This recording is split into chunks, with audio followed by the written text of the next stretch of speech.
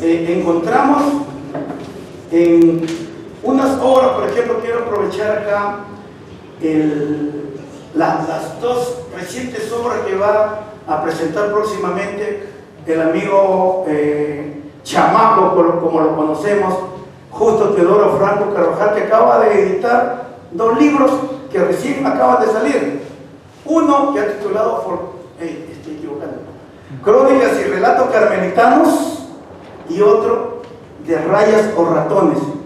Por ejemplo, acá él mismo se constituye en su fuente. Este escritor, que algunos han de conocer, fue policía, y aquí nos recuerda en una de sus páginas cuando existió la famosa PIP. El amigo fue del cuerpo de la policía, acá está en la página 93, del cuerpo de la policía cuando existía Guardia Civil, Guardia Republicana y Policía de Investigaciones del Perú. Y este libro precisamente es de su experiencia cuando estuvo como efectivo policial. Entonces, por ejemplo, aquí empieza uno de los escritos titulado Cuando las jerarquías están de adorno, señalando, dice: hasta los años de la década de los 80 existió en el Perú una policía de civil, así, aquí no se recuerda otra cosa. Ellos no vestían un uniforme, no, ellos andaban de civil por la misma función que tenían, que era investigar, ¿no? Llamada Policía de Investigación del Perú, la famosa PIP, ¿no? La única de su clase en aquellos tiempos. Estaba conformada por direcciones operativas y administrativas, entre ellas la Dirección de Seguridad del Estado. Y así nos va brindando información en una obra literaria, por ejemplo, de un cuerpo policial que existió hasta finales de la década de los 80. Pero el amigo Justo Teodoro Franco Carvajal, por ejemplo, él es ex pardino también, de repente como pardino alguien lo haya conocido, pero él cuando termina su secundaria, como la mayoría de provincianos, tiene que salir de su pueblo para hacerse una profesión. Él cuenta que quiso ingresar a la Universidad Nacional Mayor de San Marcos, y por desconocimiento de la ciudad y de algunos procedimientos perdió la oportunidad de ingresar a dar su examen. Y luego de ahí es que apunta a ser de la PIP. Y al ingresar a la PIP, incluso fue agregado policial en Colombia por unos años. Se aleja de su tierra natal, San Regis en el Carmen, por más de 50 años. Pero después de 50 años, el amigo Justo Teodoro comienza a escribir, porque estos ya son dos de sus obras que agrega las dos primeras que ya publicó. ¿Y cuál es el contenido de sus obras literarias? Son historias, son anécdotas de hechos que ocurrieron en su natal San Regis. Imagínate, cómo que él, después de haberse ausentado por más de medio siglo, regresa a su pueblo, pero todavía conserva en su memoria personajes, acontecimientos, historias fantasiosas también, que se narraban por entonces. Porque él nos contaba justo estos días que tuvimos una reunión acá, está su sobrina, que es una de mis fuentes orales, Ana, la profesora Ana, que él después de más de 50 años regresa a San Regis, incluso llega al anochecer y prácticamente no encontró a nadie de su época, a nadie de su generación. Entonces se sentía un extraño en su propia tierra, pero a pesar de ello plasma en sus obras literarias lo que caracteriza en cuanto a datos costumbristas, históricos, personajes a su tierra natal, en este caso San Regis. Y por ejemplo, y sigo mostrando el documento, y por ejemplo en Crónicas y Relatos Carmelitanos, acá encuentro una información, por ejemplo, en la página que está acá, cuando dice ña Rosita, ¿no? Otra forma en que decimos cariñosamente, decíamos, creo que no utilizamos esta palabra, ¿no? Para decir doña, simplemente decíamos ña, como para decir hermanita, decíamos ñita, ¿no? O decíamos con nuestros padres. Y hablando de ñita, ahí está el amigo ñito, también el amigo Ferdinando Morón, bueno, el maestro, ¿no? Y él, por ejemplo, en esta obra titulada en su crónica y relatos carmelitanos, titulada Ña Rosita, la mujer que murió 2 veces, empieza más o menos narrando aquí, a veces no lo leo completo por la extensión. Dice, entre los años 1950 y 1968, llegaba al centro poblado de la ex hacienda San Regis, otro dato histórico, ¿no? Temporal y de una hacienda que existió y que todavía existe algo de vestigio. Una señora de 65 años, más o menos, era esa su edad, conocida como Ña Rosita, disque proveniente del distrito de Sunampe, quien se ubicaba diariamente en el lugar conocido como La Tranca. No sé si actualmente lo seguirán llamando La Tranca. Sí, dice acá su sobrina. Situado a la entrada del centro poblado, donde se bifurca la carretera que viene de la ciudad de Chinchal. Según las versiones de algunos afrodescendientes de avanzada edad, ahí están sus fuentes orales, cuando los españoles construyeron la casa hacienda de San Regis, por medida de seguridad, instalaron 2 tranqueras de madera gruesa en el camino, las que se cerraban a partir de ciertas horas de la noche para luego abrirse no bien entrada la mañana. La primera se hallaba cruzando el límite del centro poblado Chamorro, conocida como la tranquera de León Palma. Hasta nombre tenía la tranquera de León Palma, y la segunda en una bifurcación del camino a 50 metros de la majestuosa casona de la ex hacienda San Regis. Y sigue por cierto relato, ¿no? Entonces comprobamos que las fuentes orales y la memoria también sirve para luego plasmarlo en escrito y dejar testimonio para las generaciones venideras. Y existió en el Pardo un profesor que fue uno de los que primero, que se conoce por lo menos, plasmó la información oral, las fuentes orales en fuentes escritas. Habremos escuchado mucho de Enrique Foley o Foley Gambetta, que fue profesor y director del Colegio Pardo, ¿no? Y él promovió entre sus estudiantes el recojo de información de fuentes orales, y producto de esa información que recogió surgieron las tradicionales leyendas, que, como lo señala aquí el amigo Víctor Salazar Yerén, fueron primero publicados en El Pardino, en El Bolivariano, que tengo entendido que fue una revista que él publicaba de su colegio, que también particular también tenía, y luego de ahí, y también en algunos periódicos de su época, y de ahí a luego fueron tomando como fuente escrita ya algunos escritores y lo tomaron como parte de su libro. Por ejemplo, el historiador Luis Lorenzo Cane Papachas, en su monografía de Chincha, cita algunas leyendas, y esas leyendas son las que recogieron en su mayoría los estudiantes del Colegio Pardo a iniciativa de su maestro Enrique Foley Gambetta. Y en este caso, Víctor Salazar Yerén se ha dado el trabajo de hacer este acopio de leyendas recolectadas por los estudiantes pardinos, y cita al pie de cada leyenda la fecha en que fue publicada y el medio donde se hizo esta publicación. Por ejemplo, acá quiero dar lectura, creo que es La criatura endiablada, para no estar marcándolo hacia acá. ¿Y por qué? Escogí esto de los textos que encuentro acá, que hay cualquier cantidad acá: el asno misterioso, la criatura endiablada, la calavera de la lavandera, el perro blanco, el pozo encantado, la leyenda del cerro Espíritu Casa, la huaca de la centinela, todo un acopio completo de información. Por ejemplo, la criatura endiablada dice que es el relato de doña Josefina, viuda de Almeida, esa es la fuente, al alumno Manuel Matías Peñalosa. Fue publicado en La Voz de Chincha, no solamente dice la fecha, dice el día, el jueves 24 de noviembre de 1949.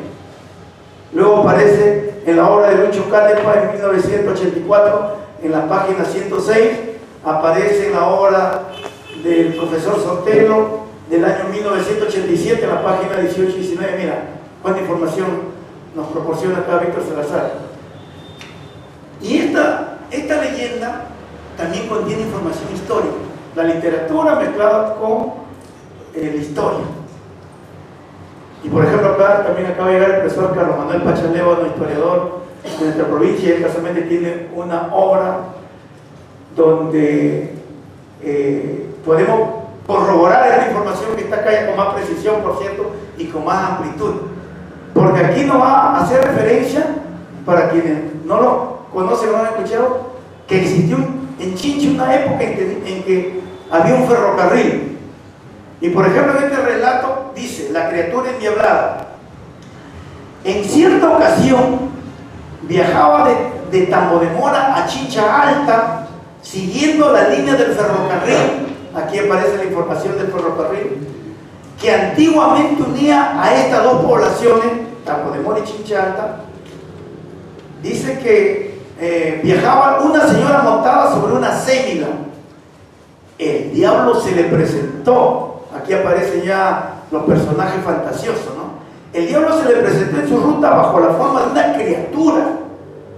Este desagradable encuentro se realizó así. La señora venía muy tranquila montada en su burro y de pronto observó que a un costado de la línea ferroviaria, vuelve a incidir en la línea ferroviaria, estaba abandonada una criatura envuelta en pañales, la que lloraba de una manera desconsoladora. La buena mujer se apiadó de la guagua. Mire, aquí pone un término un poco quechua que también tiene que ver con esta historia, creyendo que se trataba de una madre desnaturalizada que había abandonado a su hijo recién nacido. La recogió y continuó su marcha. Como la bebé seguía llorando, quiso exprimirle el jugo de una uva para calmarla, pero cuando ejecutaba esta operación se dio cuenta que tenía una boca enorme y unos dientes desproporcionados. En esos momentos siente que le dice: mira, este bebito le va a hablar. Mamá, ¿te gustan mis dientes? La mujer se asustó de tal manera que arrojó a la criatura, que explosionó al caer al suelo, dejando un enorme hueco en la tierra. Y agrega: era sin lugar a dudas el diablo que había tomado la forma de un niño recién nacido. Y comienzan a aparecer los personajes fantasiosos, míticos, en este caso que son característicos de nuestra literatura oral. Vamos comprobando efectivamente las fuentes orales no solamente sirven para dar forma de libro y contener información estrictamente literaria, sino también información histórica, rescate de personajes, y del mismo modo para recoger vocablos también, en ese sentido, por ejemplo, yo acá el año 2022 publiqué una obra que titulé Chincha, aquellos tiempos, que está elaborada básicamente sobre fuentes orales. Y las fuentes orales, en mi caso y creo que de la mayoría, son básicamente los antiguos pobladores. En el caso de la otra obra que publiqué en el año 1989, hace ya 35 años, no así por cierto, lo publiqué cuando existía como medio de reproducir una imagen en mimeógrafo, imagínate, que era una pésima impresión, pero hace 35 años esta obra lo publiqué en mimeógrafo.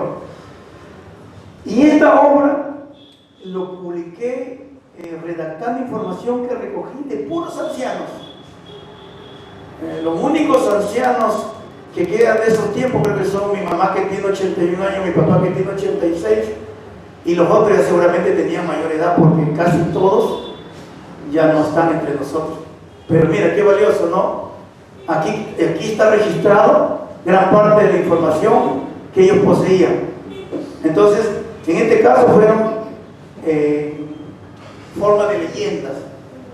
Y aquí en esta obra entran esos personajes pues fantasiosos, míticos. Aquí encontramos a la Llorona, al diablo, a la bruja con sus variantes, y también lo que hacía mención hace un instante. Consigné un listado de vocablos sin mayor profundidad en cuanto al origen, pero sí de palabras que los chinchanos utilizaban en su tiempo, no siendo necesariamente chinchanismos, pero que lo empleaban con un significado distinto al que encontramos oficialmente en los diccionarios. Por ejemplo, aquí he seleccionado algunas palabras. Mi mente recuerda cuando era niño y escuchaba que venía por ahí un vehículo propagandizando la llegada de un circo o algún espectáculo por los polvorientos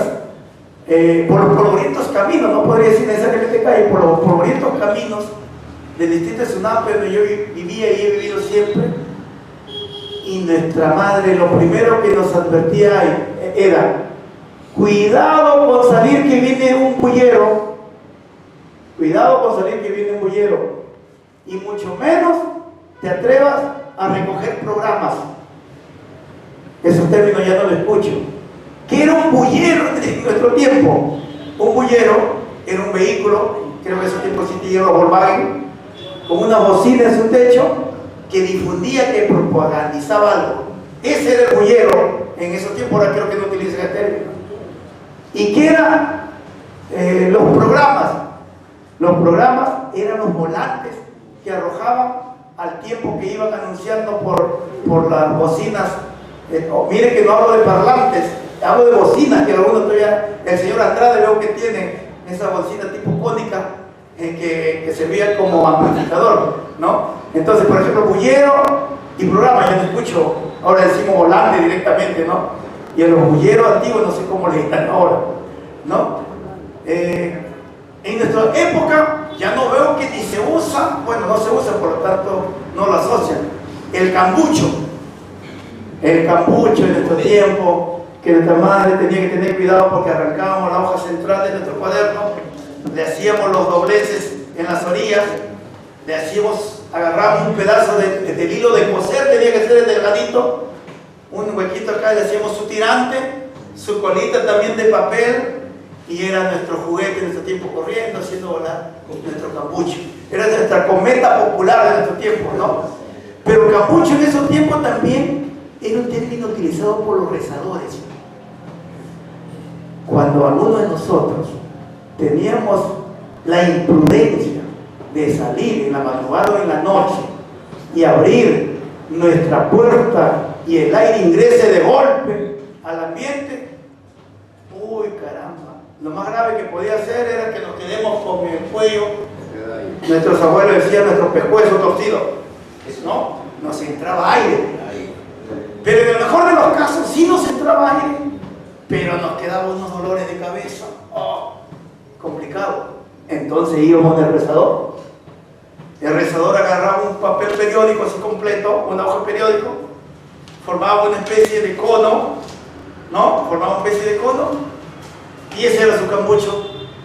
Lo extendía acá, lo colocaba en el ingreso de nuestro oído. Oye, ¿cómo reventaba, no?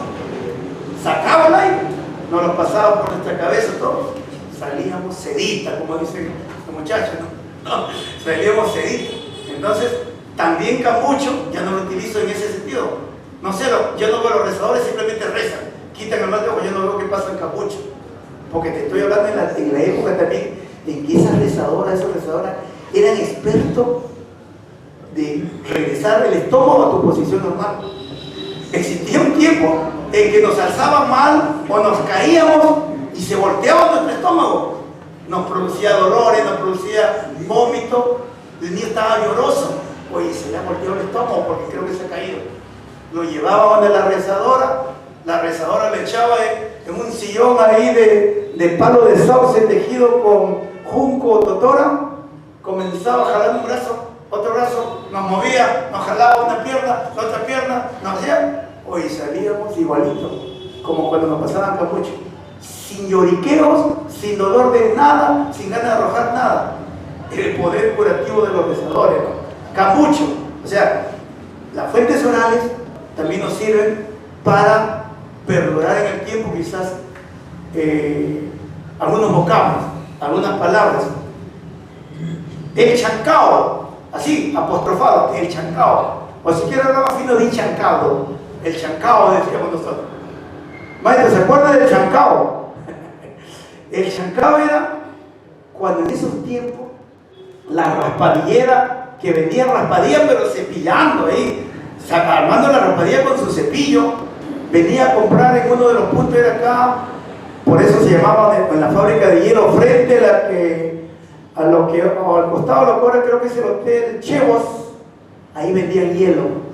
Venían a comprar temprano su cuarto quintal, su medio quintal, lo llevaban en una bolsa de esos tipos de uria para que no se agüe pronto, y allá cuando lo iban a vender tenía su costalillo que ya estaba previamente desinfectado y todo, y ahí lo envolvían, ¿no es cierto? Y de pasadita esos costalillos eran nuestros pañales. Yo les cuento a mis alumnos y no me creen que ahora mi mamá compraba unos costalillos en la panadería, tenía que sacarle la harina, lo cortaba, ese era nuestro pañal, tenía que lavarlo, esperar que seque y reusar y volver a lavar y reusar. En ese caso también usaban el costalillo para tapar el hielo, y cuando ya el hielo ya no se podía raspar, quedaban trozos pequeños, no se desperdiciaba. Agarraba el mismo cepillo, el hielo lo envolvían en la tela y lo golpeaban con el cepillo, le echaban en un vaso su jarabe y ese era el chancao, ¿no? El chancao era hielo chancado precisamente con su porción de jarabe, que se diferenciaba de la raspadilla normal cepillada, porque la raspadilla normal incluso decía hoy, uno para llevar. Y no nos lo daban en vasos descartables, no nos lo daban en bolsa de plástico, simplemente lo presionaban la raspadilla chancada, lo sacaban, luego le echaban su jarabe y nosotros teníamos que ir chupando por todos lados para que no se nos caiga, ¿no? Entonces, el chancao, por ejemplo, estaba revisando antes de venir y me acordé del famoso chancao. Y también rescatando de las fuentes orales, en esos tiempos, muchos teníamos que cuidarnos de que alguna gente mala que nos llevaba bronca nos haga daño, o en otras palabras nos haga cochinada. No sé si te acuerdas de la palabra cochinada. Cochinada para nuestros antiguos pobladores era que alguien te hacía daño, en otras palabras te hacía brujería. Cuidado que te hace cochinada, oye, ese está enfermo, le han hecho cochinada, o sea, le han embrujado, le han hecho un daño con un brujo. Y si te hacían cochinada, ¿qué pasaba? Te iba secando. Oye, está flaco, te está secando. ¿Qué cosa era irse secando? Y era irse enflaqueciendo, de repente hasta tu pómulo ya desaparecía. Y también, según la creencia, dice que tú te ibas secando porque te habían hecho daño, según la creencia. Otros términos rescatados de las fuentes orales. Y si hablamos de nuestra niñez, ¿se acuerdan de la langa? El vocablo langa. Cuando los niños jugábamos canica, no teníamos que hacer trampa. El que hacía trampa era aquel que estiraba demasiado la mano. Estaba haciendo langa. Vamos a jugar, ya vamos a jugar a pagar, pero sin langa. O sea, tenía normal nada más que estirar. Y de pasadita aparece otro vocablo. Ya vamos a jugar. ¿A qué jugamos? A figurita. Recortamos las figuras de los tesabú en ese tiempo y Y ese era un medio de pago en nuestros juegos. Recortábamos la figura de la llama, del fósforo, la llama, y ese era nuestro pago. La figurita le llamamos, ¿no? Entonces miren, entonces cómo también podemos rescatar de las fuentes orales vocablos. ¿Ya? No estamos hablando estrictamente de un término, de un aspecto lexicográfico, pero por lo menos estamos hablando, haciendo referencia de algunos vocablos recogidos de fuentes orales. Y permíteme dos finales. Cuando alguien iba a salir, porque veníamos a Chincha, venir a Chincha era venir al centro de la ciudad. Y cuando alguien veía que una persona iba a ir a Chincha, o sea, venir al centro de la ciudad, quería leer periódico y le decía, oye, tráeme un comercio. Pero el comercio era de manera general el periódico, no era en ese tiempo que existía, pues extra, crónica. La crónica, precisamente el comercio. Como precisamente el comercio fue uno de los periódicos más populares en su tiempo, la gente generalizó el término. A todo periódico le decía comercio. Oye, vas a envolver algo, tráeme un hoja de comercio. Y no había el periódico ahí en tu casa llamado comercio, pero había un periódico. Pero ya la gente entendía de que se refería a una hoja de esos periódicos usados. Y cuando íbamos a trabajar al campo, aquí en nuestra mano amarrábamos una tira que a la vez estaba atado un clavo puntiagudo de más o menos unos 20 centímetros, y ese servía para romper las pancas de la mazorca de maíz y poder extraer a ese objeto que amarrábamos en nuestra mano, le llamamos despancador, precisamente porque servía para retirar la panca, ¿no? ¿Quién de nosotros que vivimos en la chacra y que trabajamos en el campo no tuvo alguna vez en su muñeca un despancador? Porque eso servía para extraer la mazorca del maíz. Entonces, para ir concluyendo, estoy tratando de controlar el tiempo, sí, ya estoy. Permítame leer una de las historias contenidas acá en esta obra. ¿Cuál fue la que había seleccionado? A ver, la Llorona, creo, solo que acá está. Aquí tengo anotado la página para no estar marcando. Por ejemplo, este fue un testimonio, una fuente oral al cual recurrí para recoger esta leyenda. Fue mi tía, que al mismo tiempo era rezadora, era curandera, y me contó esta historia. Ya mi tía tampoco estaba entre nosotros, ¿no? Ya yo había hecho mención, por ejemplo, que el de acá recurrió básicamente a fuentes orales, y cuando recurrimos a fuentes orales, después tratamos de corroborarlo, ¿no es cierto? Y casualmente acá está la amiga, y permítame mencionarte a Ana María Calle Franco, sobrina de Justo Teodoro Franco Carvajal, a quien también recurrí para corroborar bastante información de la que tengo acá. Está la amiga Ana, con quien trabajé 9 años en el pueblo de Los Grillos. ¿Se acuerdan del pueblo de Los Grillos o no? Es San Ignacio, ¿no? Hay un lugar llamado Los Grillos, ¿no? Porque dice que son cosas, ¿cómo son los grillos? Bulleros, ¿no? Había un anciano en esos tiempos, recuerdo, de los grillos antiguos, que los palomías, cuando lo veían, le decían, oye, ¿qué hay debajo de los adobes? Ya que el viejo se molestaba porque sabía que le estaba diciendo que debajo de los adobes había ese insecto llamado grillo. No quiero decir las palabras que le decían los muchachos, como cuando acá le decían espanta a la Virgen al recordado. No, igual, los muchachos para molestarlo le decían, ¿qué hay debajo de los adobes? Uy, ya que el grillo se molestaba y le respondía de mala manera. Permítame leer para concluir un escrito recogido de una fuente oral, que en este caso es la leyenda de la Llorona. Un aspecto también, ustedes saben que los relatos orales se van modificando también con el tiempo y hasta se van recogiendo de otros pueblos. Por ejemplo, la Llorona no es solamente de acá como el Carcacho, o el Carcacho tampoco de acá son, ¿no? Pero como lo van escuchando, lo van asimilando como parte de su identidad, de su costumbre, y a veces ellos le agregan algo o le quitan algo y quizás por eso no coinciden los diferentes escritos a los cuales podamos recurrir, ¿no? De repente lo que yo lo voy a leer aquí, La Llorona, tú lees uno ambientado en México y es totalmente distinto, ¿no? Pero existen en otros lugares también. Entonces, permítanme leerlo, creo que no está bien. Tienes una parte por lo menos, La Llorona, recogido de una fuente oral. A ver, voy a leer directamente de acá, ya me saqué una página. Aquí comienza el relato de mi tía Tila, me acuerdo que le decían porque se llamaba Don Tila Guerra. El profesor Pedro trabajó muchos años, de repente lo ha conocido, y a mi tío Joche, que también era un experto rezador, junto con mi tía, que también contó mi tía Tila. Cuando me casé, tuve que venir a vivir a este lugar. Por entonces, era un terrenito en blanco que heredé de mi finado padre. El mismo que estaba ubicado entre una montaña de árboles y arbustos. Aquí, en este solitario lugar, experimenté lo que aquí te cuento.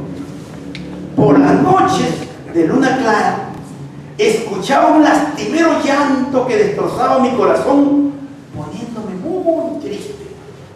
Ese llorar provenía de la parte trasera de mi casa, aunque muchas veces y en el mismo día tomaba distintas direcciones, escuchándose a los costados y al frente de mi rústica vivienda. Claro que ya no me dijo rústica, ya que redacta, que le va poniendo. Debo decirte que el llanto solo se oía de pasadita. Me daba la impresión que la referida mujer caminaba. En verdad, tantas veces la había escuchado que llegué a no tenerle casi miedo, y hasta el día que se me hizo familiar. Una noche fui despertada por el lastimero llanto, el mismo que se escuchaba más fuerte que de costumbre. Al cantarlo bien, pude notar que la Llorona estaba parada exactamente frente a la puerta de mi casa, ya que de ahí provenía el llanto, cosa que nunca antes había sucedido. Te juro que sentí una gran pena por ella, por el mal momento que podría estar pasando.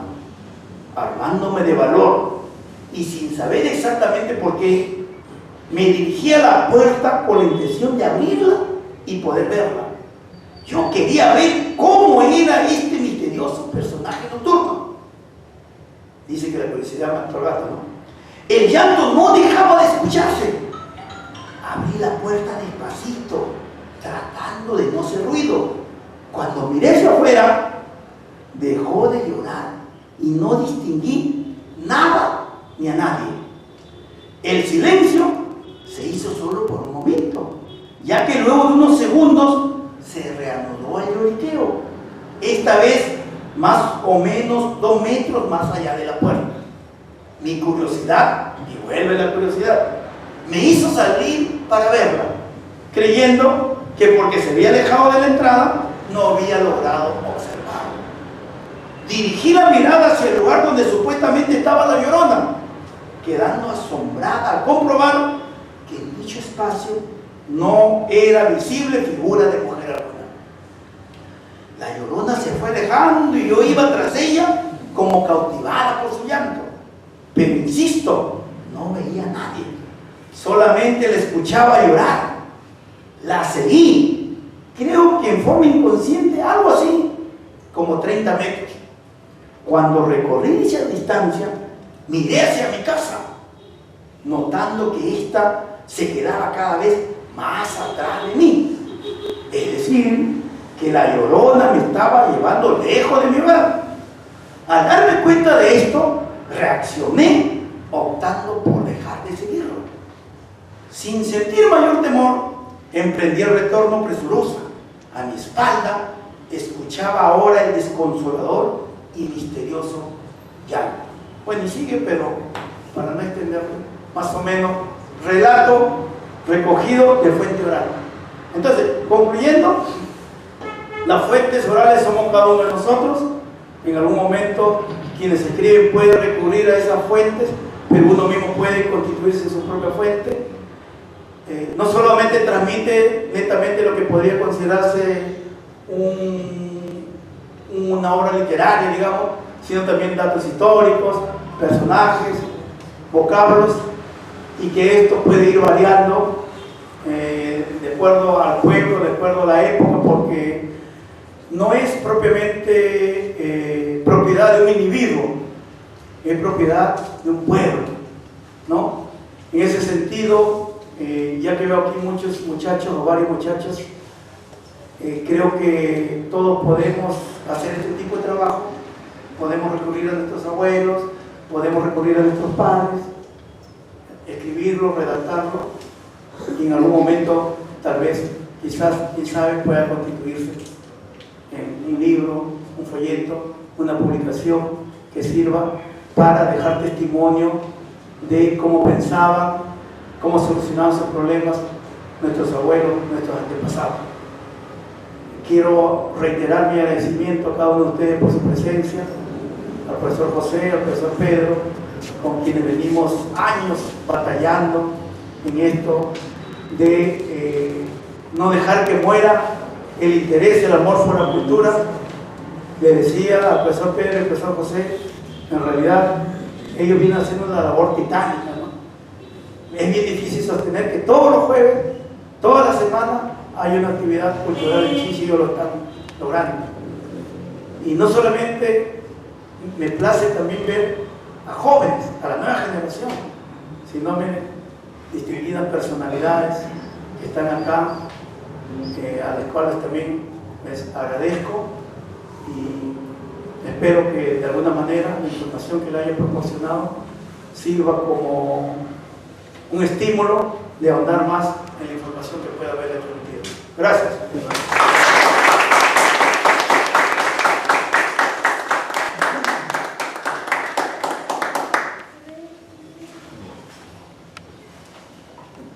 Ese de los dientes de oro que dice que casi, quizás no sé, los chichanos se lo tenían en esos tiempos. Ahora he hecho una investigación por el por qué tenían los dientes de oro, bueno, una repetidora aquí en los dientes, no sé. Habrá hecho una investigación sobre eso. A ver por qué se ponían esos dientes. De lo que yo he visto y he vivido era para ellos parte de su estética, parte de su aspecto personal, porque tener un diente, ¿quién me recuerda cuál es el término que hacen que le colocan nuevo los dientes? Una corona. Una corona de oro, para ellos significaba quizás un poquito imponerse sobre sus pares. Y en el buen sentido de la palabra, ¿no? Como que se daba un gusto, digamos, ¿no? De que si se ganaba un dinero, sobre todo en el apañe, que era la época en que podía uno ganar algo más dinero porque te pagaban al destajo por quintal, entonces, ¿cómo mejoro mi figura? Actualmente existe la cirugía y todo, que solamente los adinerados podrían quizás tener.